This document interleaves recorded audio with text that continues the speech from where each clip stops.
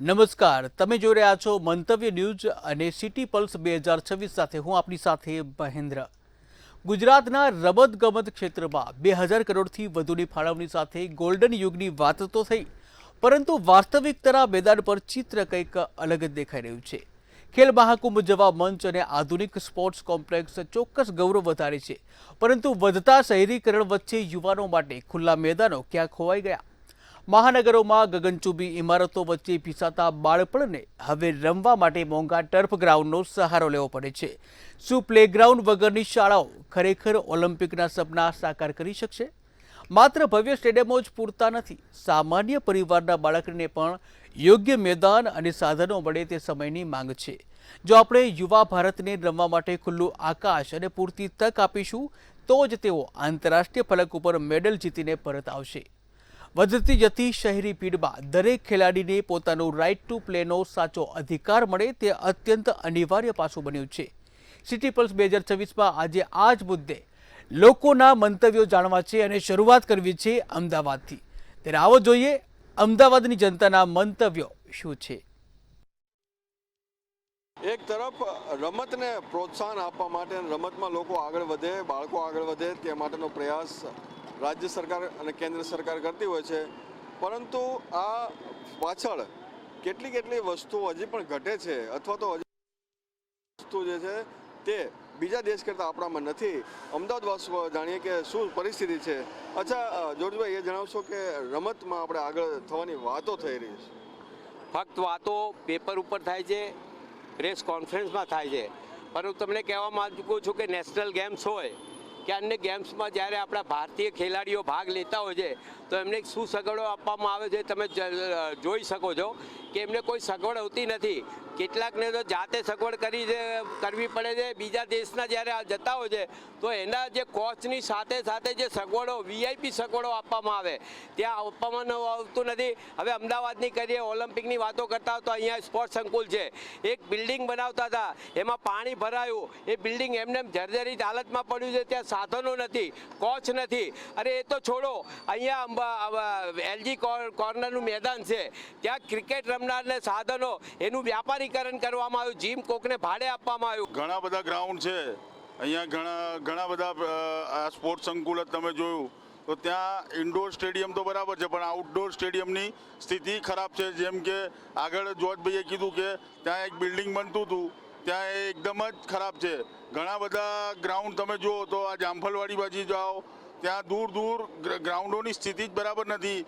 ત્યાં પાણી ભરાઈ જાય, ત્યાં વરસાદ આવે તો પાણી ભરાઈ જાય, ત્યાં લોકો રમી શકે નહીં એવા રમવાના સાધનો નથી, બરાબર? તો કઈ રીતે લોકો પ્રેક્ટિસ કરી શકે, રમી શકે? હું તો એટલું જ કહેવા માંગુ છું, જ્યારે આ મેજબાની કરવા જઈ રહી હોય આપણું સ્ટેટ, આપણું રાજ્ય, ત્યારે કોઈ તૈયારી નથી, કોઈ બજેટ નથી। યુવાનો જે સ્કૂલના હોય, કોલેજના હોય, એ લોકોને વધારેથી વધારે સ્પોર્ટ્સમાં પ્રોત્સાહન આપવું જોઈએ। કેમ કે આપણે લાસ્ટ કેટલા વર્ષોથી જોઈએ છે, ઓલિમ્પિક થાય છે, કંઈ બી થાય છે તો આપણને ગોલ્ડ મેડલ હોય કે આ હોય, બીજી કન્ટ્રીઝ વધારે લઈ જાય છે, તો આપણી કન્ટ્રીમાં બી એના માટે વધારે પ્રોત્સાહન, યુવાઓ ભાગ લે, ટ્રેન થાય, એના માટે સરકારે કઈ યોજના બનાવવી જોઈએ। જોસફ સર છે, એ વગર પૈસે લોકોને રમાડે, તો કોઈ યુનિવર્સિટીવાળા એમને ગ્રાઉન્ડ ફાળવતા જ નહીં, ગ્રાઉન્ડ જ બનાવ્યા હતા એ લોકોએ એથ્લેટિક્સનો।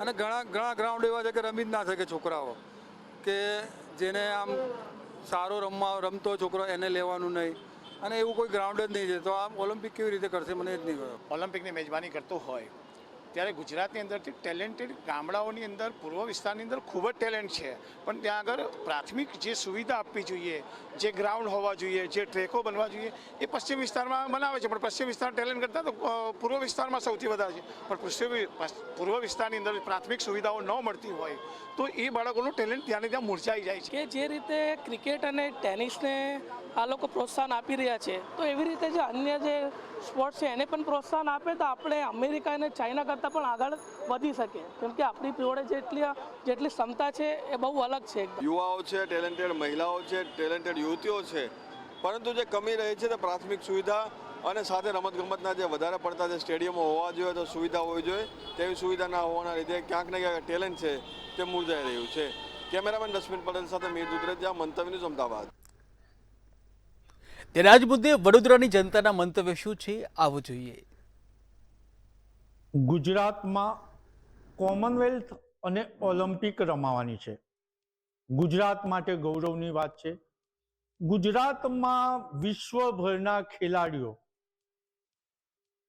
આ કોમનવેલ્થ અને ઓલિમ્પિકમાં ભાગ લેશે ત્યારે ગુજરાતના સંસ્કારી નગરી, સાંસ્કૃતિક પાટનગરી, જે ખેલકૂદનું એક કેન્દ્ર બિંદુ બી છે, અને સર સયાજીરાવ ગાયકવાડે દેશની સ્વતંત્રતા પહેલા ક્રિકેટ સ્ટેડિયમ પણ બનાવી દીધું હતું. તો હવે જ્યારે ગુજરાતમાં કોમનવેલ્થ અને ઓલિમ્પિક રમાવાની હોય તો સ્માર્ટ સિટી વડોદરા કેટલું સજ્જ છે. વડોદરા શહેરમાં 2 સ્પોર્ટ્સ કોમ્પ્લેક્સ છે અને આ સ્પોર્ટ્સ કોમ્પ્લેક્સમાં અનેક ખેલોની હરીફાઈ થાય છે. ત્યારે શું વડોદરા શહેર કોમનવેલ્થ અને ઓલિમ્પિક માટે સુસજ્જ છે? શું જે સ્પોર્ટ્સ કોમ્પ્લેક્સ ઊભા કરવામાં આવે છે તેમાં પૂરતી સુવિધા છે? શું વડોદરામાં પણ સ્પોર્ટ્સ કોમ્પ્લેક્સથી ખેલાડીઓને લાભ થયા છે? ઇન્ટરનેશનલ લેવલે કોચ અને જજ તરીકે જતા ખેલાડીને આપણે પૂછીશું, શું કહો છો, વડોદરા શહેરમાં બે સ્પોર્ટ્સ કોમ્પ્લેક્સ, કેટલાક ખેલાડીઓ ઊભા થયા અને કોમનવેલ્થ અને ઓલિમ્પિક માટે સુસજ્જ છે? ઘણી બધી સુવિધાઓ જે આપણે વડોદરા શહેરમાં થયેલ છે, એમાં હજુ ઘણા બધા સુધારો જે આંતરરાષ્ટ્રીય આપણે ટુર્નામેન્ટો કરવાના છે એના પ્રમાણે એનું હજુ ઘણો સુધારક જરૂરી છે. અને એમાં સૌથી વધારે વડોદરા શહેરના છોકરાઓ ભાગ લે અને એમને જે કોમ્પ્લેક્સ છે જે તે સમયે વિનામૂલ્યે ફાળવવામાં આવે, એ લોકોને પ્રેક્ટિસ કરવામાં આવે, અને ટુર્નામેન્ટો માટે જે રાષ્ટ્રીય કક્ષાની ટુર્નામેન્ટો છે, આંતરરાષ્ટ્રીય કક્ષાની ટુર્નામેન્ટો વધારેમાં વધારે કરવી જોઈએ વડોદરા શહેરમાં, એવી હું આશા રાખું છું. સ્પોર્ટ્સ કોમ્પ્લેક્સ જ્યારે બી બન્યા ત્યારે વડોદરાનું માજલપુર સ્પોર્ટ્સ કોમ્પ્લેક્સ એ ભારતનું સૌથી ટેકનોક્રેટ સ્પોર્ટ્સ કોમ્પ્લેક્સ છે તે સમયમાં બનાવવામાં આવેલું, જેની અંદર આપણા પ્રધાનમંત્રીજીએ ખૂબ જ ગ્રાન્ટ આપી અને એ વસ્તુની અંદર એટલો પ્રમોટ કર્યો કે ભવિષ્યની અંદર આવનાર કોઈ પણ એવી ઇન્ટરનેશનલ રમતો ત્યાં રમાઈ શકે છે. પરંતુ આપણું કમનસીબે એ સ્પોર્ટ્સ કોમ્પ્લેક્સ જે રીતે મેન્ટેન થવું જોઈએ એ મેન્ટેન નથી થયું. એની પાછળના શું કારણો છે એમાં આપણે નહીં જતા. જ્યારે હાલની પરિસ્થિતિ એવી છે કે આપણને કોઈક વાર ટ્રેક જે બન્યો છે એ રનિંગ ટ્રેક આપણે રોડ પર દોડીએ એ આપણને સારું લાગે એ ટ્રેક પર દોડવા કરતા પણ, એટલે આપણે સમજી શકીએ છીએ કે અત્યારે એ ટ્રેકની પરિસ્થિતિ શું છે. તો આ વસ્તુ જ્યારે ફંડ ફાળવવામાં આવે છે, મેન્ટેનન્સનું ફંડ ફાળવવામાં આવે છે સરકાર દ્વારા, ત્યારે એ ફંડ એટલું અપૂરતું હોય છે. કારણ કે આજે જે તે સમયે ટ્રેક બન્યો, ફોર એક્ઝામ્પલ ટ્રેકનું મેન્ટેનન્સ 5 કરોડ રૂપિયા થઈ રહ્યું છે, તો એ માટે સમગ્ર સ્પોર્ટ્સ કોમ્પ્લેક્સના મેન્ટેનન્સમાં આજે 5 કરોડ રૂપિયા ફાળવવામાં આવે તો કઈ વસ્તુને પ્રાથમિકતા આપીને કઈ રીતે મેન્ટેનન્સ શરૂ કરવું, તે કોઈ પણ પ્રકારનું મેન્ટેનન્સ થતું નથી. અને વડોદરા મહાનગરની એ ગ્રાન્ટ એ પાછી ગુજરાત સરકારમાં પરત જાય છે. શા માટે આવું થાય છે? જ્યારે પણ જોઈએ કે રાત્રિના સમયે ફૂલ આપણે સ્ટેડિયમ એવી રીતનું બનાવવા આવ્યું છે કે રાત્રે પણ કોઈ પણ કોમ્પિટિશન કરવી હોય તો ફૂલ લાઇટ હોય, પરંતુ એમાં 80% ઉપરની લાઇટો અત્યારે કામ કરી નથી રહી. શા માટે આવું થયું? આટલા મોટા કરોડો રૂપિયાના ખર્ચે બનાવેલા સ્પોર્ટ્સ કોમ્પ્લેક્સ જો વિદ્યાર્થીઓને, જો ખેલાડીઓને લાભ જ નથી મળતો, તો આ સ્પોર્ટ્સ કોમ્પ્લેક્સ પાછળ ભૂતકાળમાં કરેલો કરોડોનો ખર્ચો અત્યારે 0 છે. બીજું કે સમા સ્પોર્ટ્સ કોમ્પ્લેક્સ, તો Sama sports complex indoor sports complex એટલે બનાવવામાં આવ્યું કે જે ઇન્ડોર ગેમો છે એમાં બાળકોને કોચિંગ આપવામાં આવે, પરંતુ કોઈક પણ કારણોસર એ પણ પ્રોફેશનલી કરી દેવામાં આવ્યું છે. કે ભાઈ આજે સરકારની, મોદી સાહેબની એવી વ્યૂહરચના હતી કે સમગ્ર ગુજરાત એ ખેલ મહાકુંભ કેમ શરૂ કર્યો કે ભાઈ ખેલશે ગુજરાત તો ખીલશે ગુજરાત, રમશે ગુજરાત તો જીતશે ગુજરાત. આવા એક કન્સેપ્ટ સાથે જ્યારે શરૂ કરવામાં આવ્યું ત્યાર પછી આપણે એવું કહેવાય કે ભાઈ આપણને આપણા મમ્મી પપ્પા પૈસા આપી દે, પૈસા ક્યાં વાપરવા અને કેવી રીતે વાપરવા એ આપણા ઉપર ડિપેન્ડ છે. એવું મહાનગરને જે તે સમયે ગ્રાન્ટ આપી, પણ એ ગ્રાન્ટ કેવી રીતે સુવ્યવસ્થિત રીતે વાપરવી એ કદાચ ક્યાંક ને ક્યાંક ઉણપ રહી છે. એવું આની અંદર અત્યારે સ્પોર્ટ્સ કોમ્પ્લેક્સો જે મેન્ટેન નથી તેમાં દેખાઈ રહ્યું છે. બીજી વસ્તુ કે શાળાઓ, બાળકનો ઉછેર જ્યાંથી શરૂ થાય છે, જ્યાંથી એનામાં રમતનો બીજ રોપાય છે, એ શાળાઓ આજે વડોદરાની 85%થી વધુ શાળાઓ જેમની પાસે ગ્રાઉન્ડ નથી, તો કયા બેઝ ઉપર તેઓને આ શાળાનું લાયસન્સ આપવામાં આવે છે? શરૂઆતમાં તો જે પ્રી પ્રાઇમરીની સ્કૂલો છે તે લોકો પાસે ગ્રાઉન્ડ કમ્પલસરી હોવું જોઈએ. આવી પરિસ્થિતિને આવી કન્ડિશન જો સરકાર દ્વારા મૂકવામાં આવે તો બાળકનું જે બીજ જ્યાંથી રોપાય છે ત્યાંથી એનામાં રમતનો એક બીજનું રોપાણ થશે. અને આજે 2036ની આપણે ઓલિમ્પિકનો જો જોવી રહ્યા હોય તો 2036ની અંદર આજથી 10 વર્ષ બાદ એ જે બીજા ત્રીજા ચોથામાં ભણતું બાળક હશે એ બાળક એ ઓલિમ્પિક માટે તૈયાર એ સમય થશે. તો અત્યારથી એની આપણે ચિંતા કરવી પડશે. જે આખા વડોદરા શહેરમાં જે ખરેખર જે સ્પોર્ટ્સ વિદ્યાર્થીઓનો જે ઉછેર થવો જોઈએ અને એને જે ટેકનિકલી જે જ્ઞાન મળવું જોઈએ એ લોકોને લીધે મળતું નથી. તો મારું માનવું એવું છે કે જે લોકો જાણકાર છે આના અને રમેલા છે એ લોકોને હાથમાં વહીવટ આવે તો ખરેખર બહુ સારા આ ઓલિમ્પિક અને કોમનવેલ્થ માટે એ બહુ સારું પરિણામ લાવી શકે એવું મારું માનવું છે.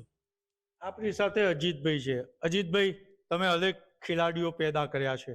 તમને લાગે છે કે વડોદરા કોમનવેલ્થ અને ઓલિમ્પિક માટે સુસજ્જ છે? આજે જે ભાઈ આપણી સમક્ષ આવ્યા છે મીડિયાવાળા, બહુ સુંદર અને સારી વાત છે કે આપણા વડોદરા શહેરમાં જે અખાડાઓ ચાલતા જૂના એ અખાડાઓની અંદર જે બાળકો રમતા હતા તે વખતે સ્ટેડિયમો નહોતા, પણ અત્યારે આપણી પાસે 2 સ્ટેડિયમો સરકારે આપ્યા છે. પરંતુ એનું જે વ્યવસ્થિત એનું પાલન થવું જોઈએ એ એટલા માટે નથી થતું કે બંને સ્ટેડિયમમાં જ્યારે બી રમતો હોય છે ને ત્યારે બાળકો ત્યાં આગળ રમતા હોય છે. એમની જોડે મારી વાર્તાલાપ થયો, એમાં હોકીના ખેલાડીઓ એવું કહે છે કે અમારી પાસે તો સ્ટેડિયમ જ નથી.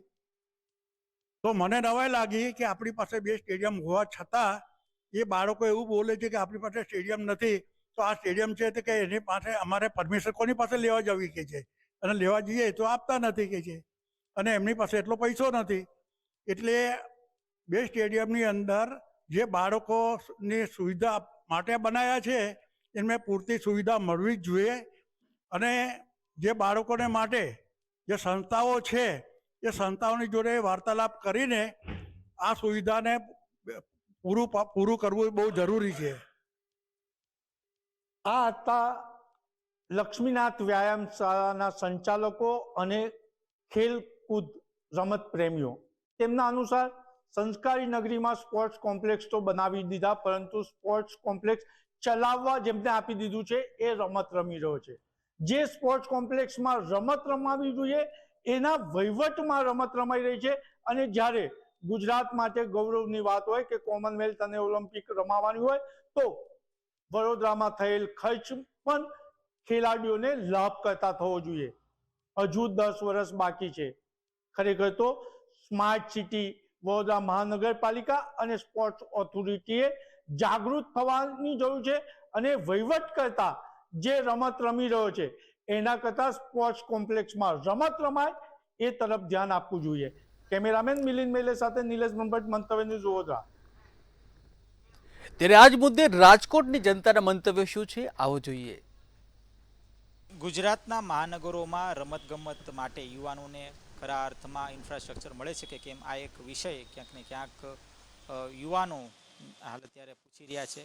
ચોક્કસથી અનેક એવા શહેરો છે કે જ્યાં આ પ્રકારના ઇન્ફ્રાસ્ટ્રક્ચર છે તે તેમને ક્યાંક ને ક્યાંક પ્રમોટ કરવામાં નથી આવ્યા, અને આ સાથે તેને જ લઈને એક ચર્ચાનો વિષય બન્યો છે.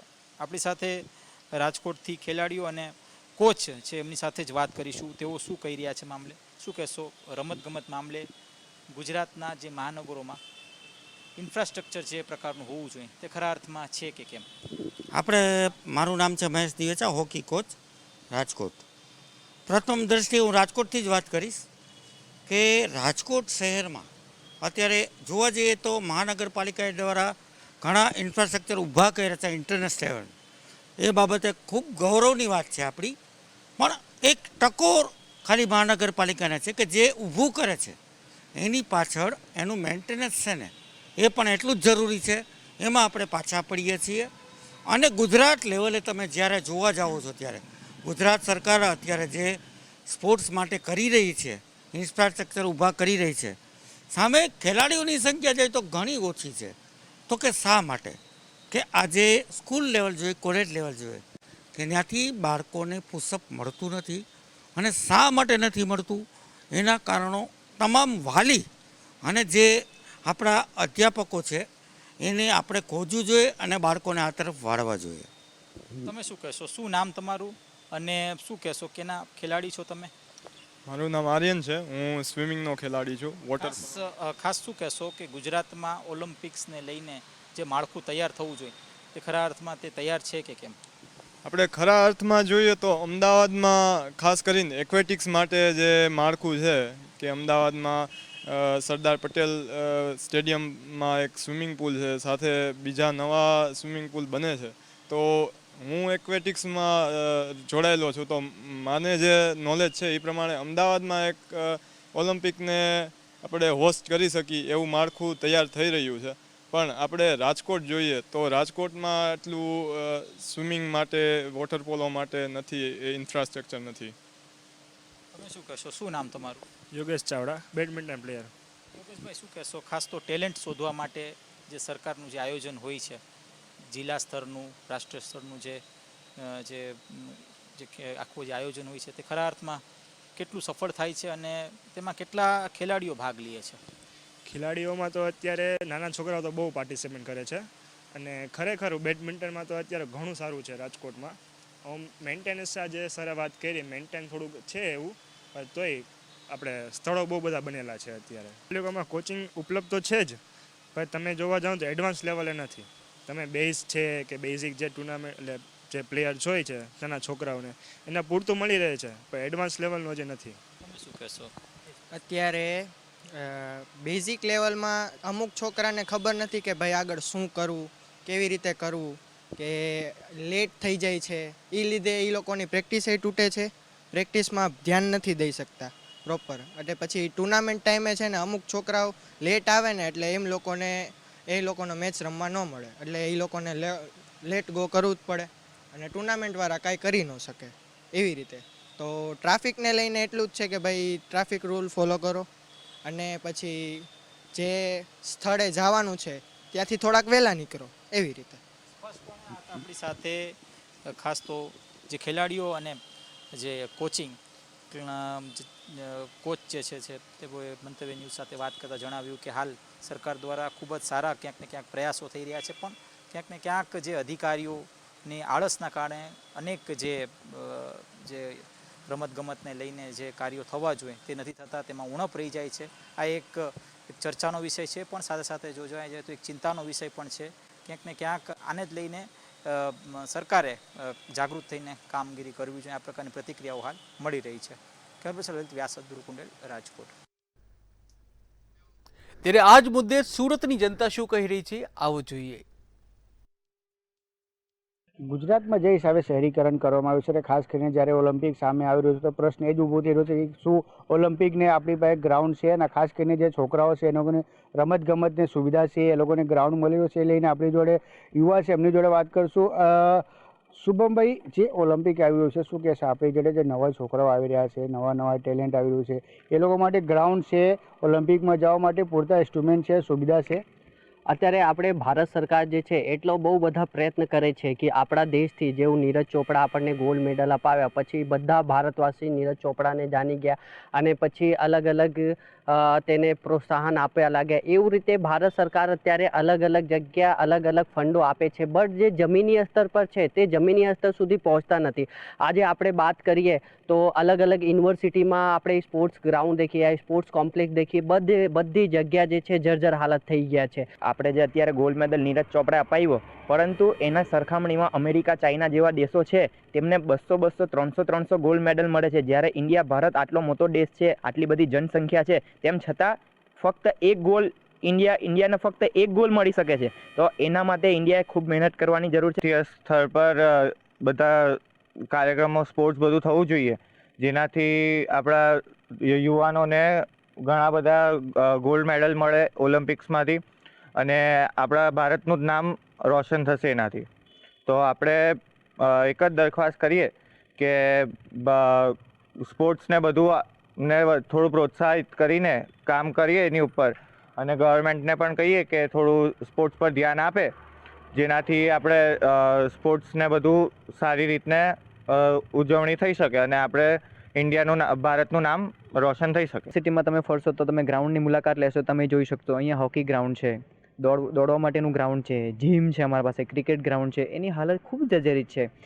અહીંયા 70% પબ્લિક ટ્રાઇબલ યુનિવર્સિટી આ કહેવાય છે. 70% પબ્લિક ગામડાની અહીંયા આવે છે. તો એવું કહેવાય છે કે ગામડામાંથી જે વિદ્યાર્થી અહીં ભણવા માટે આવે છે તો તેમની જે શારીરિક શક્તિ ખૂબ મજબૂત હોય છે.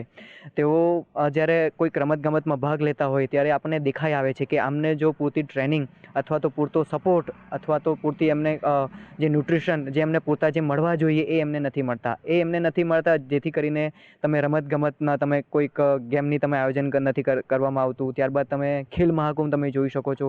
ખેલ મહાકુંભમાં પણ આપણા વિદ્યાર્થીઓ સાહિત્ય પ્રદર્શન નથી કરતા. એનું માત્ર એક જ કારણ છે કે વિદ્યાર્થીઓને જે રમતગમતમાં જે મદદ મળવી જોઈએ એ મદદ એમને આપવામાં આવતી નથી. જે જરૂર સરકાર આજ રોજ વિવિધ યોજના તો બહાર પાડે છે પણ તે ગ્રાઉન્ડ સુધી પહોંચતી નથી. તેની મુખ્ય જવાબદારી શાળા કોલેજના આચાર્યોની પણ રહે છે કે તેઓ આ બધી જવાબદારી વિદ્યાર્થીઓ સુધી પહોંચાડે તો વિદ્યાર્થીઓ પ્રોત્સાહિત થશે અને ખેલકૂદમાં આગળ આવશે. અને જ્યારે ગ્રાઉન્ડની એની આપણે વાત કરવી તો માત્ર સરકાર બનાવીને મૂકી દે છે, તેની જાળવણી નથી કોઈ કરતું. તો એ એની પહેલી જવાબદારી છે કે જાળવણી પણ કરવી પડે તો આ વિદ્યાર્થી સુધી પહોંચશે અને વિદ્યાર્થીઓ ખેલકૂદમાં આગળ આવશે. બિલકુલ આ છોકરાઓ જે સ્ટુડન્ટ હતા, નવા યુવાઓ છે જે એ લોકો પણ ફ્યુચરમાં ઓલિમ્પિકમાં કે ગેમમાં જઈ શકે છે. ખાસ કરીને જ્યારે એ લોકો પણ આરોપ લગાવતા હોય કે જ્યારે જે સ્કૂલમાં કોલેજમાં યુનિવર્સિટીમાં સુવિધા જ નથી, જે સુવિધા છે એ જર્જરિત છે, તેમાં ઓલિમ્પિક કેવી રીતે જઈ શકે. અને ખાસ કરીને જ્યારે એ લોકો પાસે ઇન્સ્ટ્રુમેન્ટ ના હોય, સુવિધા ના હોય તો સ્વાભાવિક છે કે એ લોકો પણ કંઈ કરી નહીં શકે છે. મંતવ્ય ન્યૂઝ સુરતથી દીપક રાય. તેના જ મુદ્દે જામનગરની જનતા શું કહી રહી છે આવો જોઈએ. રાજ્યમાં ક્યાંક ને ક્યાંક ઝડપી વિકાસ થઈ રહ્યો છે તો રમતગમતની વાત કરવામાં આવે તો રમતગમતને કેટલું પ્રાધાન્ય મળે છે અને જામનગરવાસીઓ પાસેથી જ જાણશું. ખાસ કરીને આનંદભાઈ, અત્યારે જે રમતગમતની વાત કરો તો જામનગરમાં રમતગમતની કેવી વ્યવસ્થા છે? જામનગર શહેરની અંદર રમતગમતની વ્યવસ્થાની અંદર જે જામસાબે આપેલા જે મેદાનો હતા એ મેદાનોની અંદર જામનગરના પૂર્વ ક્રિકેટરો કહેવાય જેમ કે અમે રમતા ને રમતની મજા લેતા. પણ જ્યારે જામનગર મહાનગરપાલિકાને આજની તારીખની અંદર એક પણ મેદાન આપવામાં આવેલું નથી રમતગમત માટે સાર્વજનિક. જેટલા પ્લોટો હતા એ સાર્વજનિક પ્લોટો વેચી માર્યા છે. જામનગરની અંદર કોઈ જાતની રમતગમતની વ્યવસ્થા જ નથી. અને ખાસ કરીને મારે એ કહેવું છે કે ગુજરાત જ્યારે વિકસિત થતું હોય એમ કહે છે તો અગાઉ અમારા પરદાદાઓ ગુણિયામાં રહેતા હતા, ગુણિયાવાળા બાંધીને, પછી એના દીકરાઓ રહ્યા, એ પછી લીપણવાળા મકાન માર્યા, પછી એના દીકરાના દીકરા પાકા મકાન માર્યા. જે પાકા મકાન બન્યા તો મહાનગરપાલિકા ટેક્સ લે છે. એ બધા ટેક્સથી વિકાસ થાય છે. સરકારનું આમાં કોઈ જાતનું મારી દ્રષ્ટિએ કોઈ પ્રભુત્વ નથી.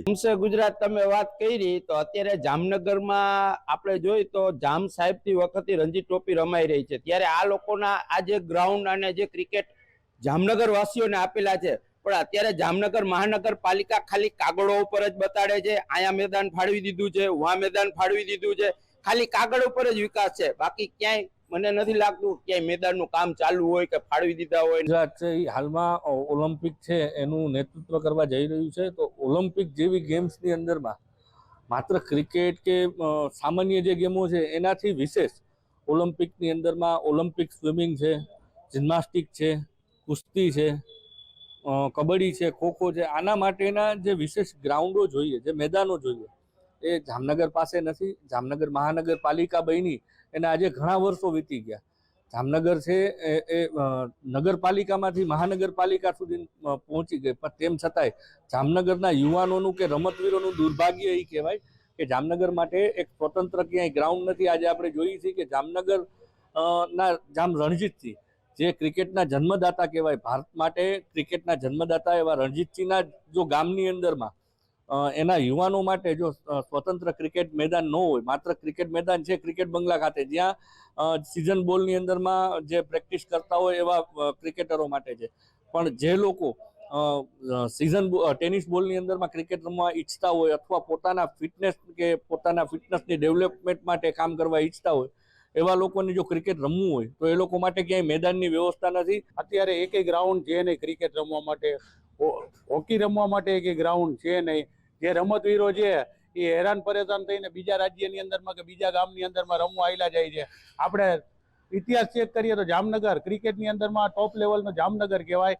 અને શરમની વાત કરીએ તો જામનગરની અંદરમાં જે કંઈ ગ્રાઉન્ડ આપણને ક્રિકેટનું આપેલું નથી. ઓલિમ્પિક તો દૂર છે, પણ પહેલા તો હોય તો તમારા વિસ્તારની અંદર જે જામનગર મહાનગરપાલિકામાં વિસ્તાર આવે એની અંદર જીતશે ગુજરાત ને રમશે ગુજરાત એવું લખીને આપો છો, બરોબર છે, તો તમારી આગળ ગ્રાઉન્ડ જ નથી તો પછી આ બિલ ને બધું ફાટે છે ક્યાંથી? મારે કેવું છે, ભ્રષ્ટાચાર સિવાય કાંઈ છે નહીં. જામનગર મહાનગરપાલિકાની અંદર જેટલા પણ અધિકારીઓ છે એ બધાય ભ્રષ્ટ છે એવું લાગતું. ક્યાંક ને ક્યાંક રમતના મેદાનો ક્યાંય છે જ નહીં અને વાતો થાય છે, કાગળો ઉપર મેદાનો બને છે પણ ખેલાડીઓ માટે ક્યાંય મેદાન છે નહીં તેવું જામનગર વાસીઓનું કહેવું છે. કેમેરામેન રોહિત નારવાણી સાથે હિરણ ગાંધી, મંતવ્ય ન્યૂઝ, જામનગર. તો સિટી પલ્સ 2026માં હાલ બસ આટલું જ. વધુ સમાચાર માટે જોતા રહો મંતવ્ય ન્યૂઝ. નમસ્કાર.